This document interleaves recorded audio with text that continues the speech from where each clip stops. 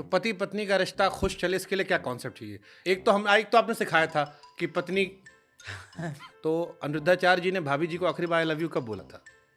हो गए होंगे महीने भर। महीना? दूसरे कह रहे हैं कि आप रोज बोला करो अपनी वाली को, आप कह रहे हैं महीना भर पहले बोले थे। क्या खूब लगते हो, उधर हम तो लगते ही हैं उधर भाभी जी को देख के। बड़े सुंदर दिखते हो।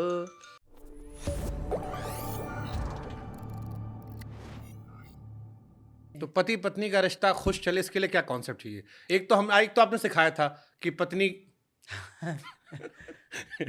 मुंह पे उंगली रख लो। हाँ तो यही वाला कॉन्सेप्ट है, कुछ और भी कॉन्सेप्ट है? हाँ, ये भी ठीक है। सबसे उत्तम तो चुप है, चुप मार लो, खत्म बात। बट दुनिया भर में बाकी लोग कहते हैं कि मर्द चुप होता है, आप इकलौते हैं जो कहते हैं कि पत्नी से कि अगर लड़ाई होती तो मैं एक फॉर्मूला दे रहा हूं, ऐसे उंगली रख लो। सही है। तो देखिए, चुप रहने से ना कई बार बहुत सारा बोलने से ना विवाद खड़ा होता है। पति पत्नी में भी ना बहुत नहीं बोलना चाहिए। कई बात ना मजाक में भी की जाए तो कुछ पत्नियां कुछ पति उसे दिल में ले लेते हैं, उस बात पर सोचने लग जाते हैं, जिसके कारण उनके रिश्तों में तनाव हो जाता है, गलतफहमी पैदा हो जाती है और तलाक तक की नौबत आ जाती है। इसलिए पति पत्नी के रिश्ते ना कैसे चलते हैं उसका एक फार्मूला आपके काम आएगा। हमारा ब्याह नहीं हुआ, बता दीजिए।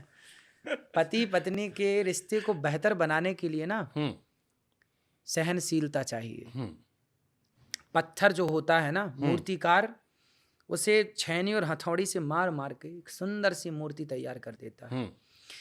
पत्थर भी चोट खाए बिना पूजता नहीं है। तो जो पत्थर चोट खा के टूट गया वो कंकड़ बन गया, और जो पत्थर चोट सह गया वो शंकर बन गया। वाह!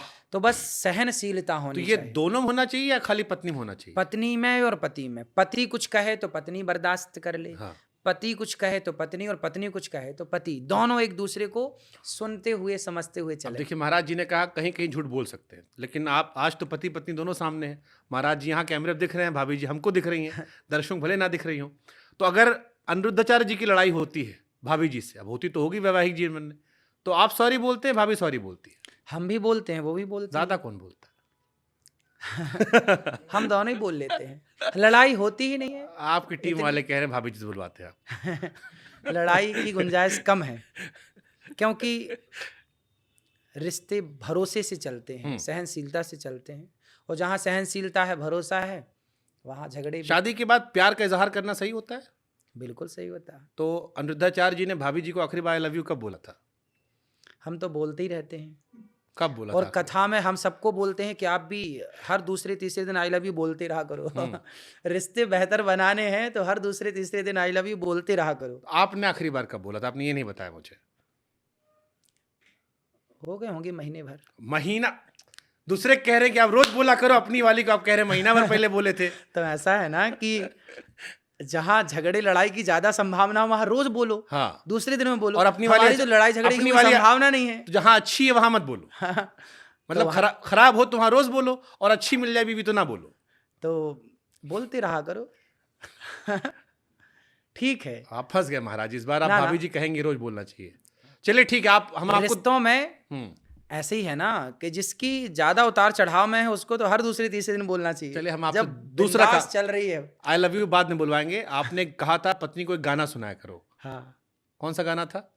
आप बताइए। क्या खूब लगती हो। हाँ, भाभी जी सामने बैठी हैं, आपकी आवाज इतनी मधुर है, हम चाहते हैं 4 लाइन आज भाभी जी को डेडिकेट कर दीजिए।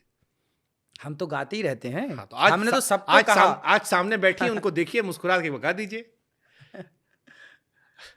हम तो कथा में सबको कहते हैं कि ये सब करो।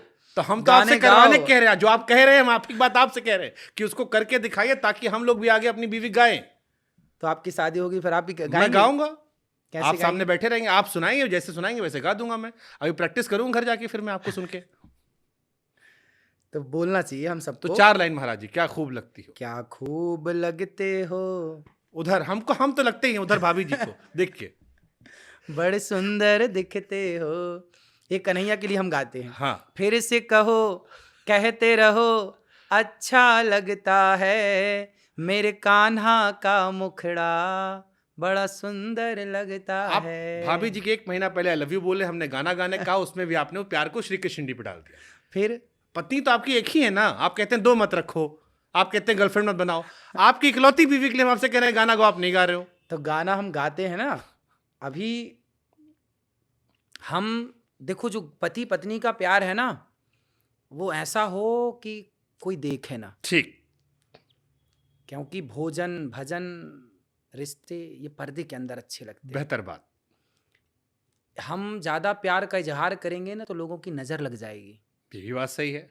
इसलिए अपने रिश्तों को बहुत बिंदास चलाना है ना, हम्म, तो उन्हें गुप्त रखना चाहिए।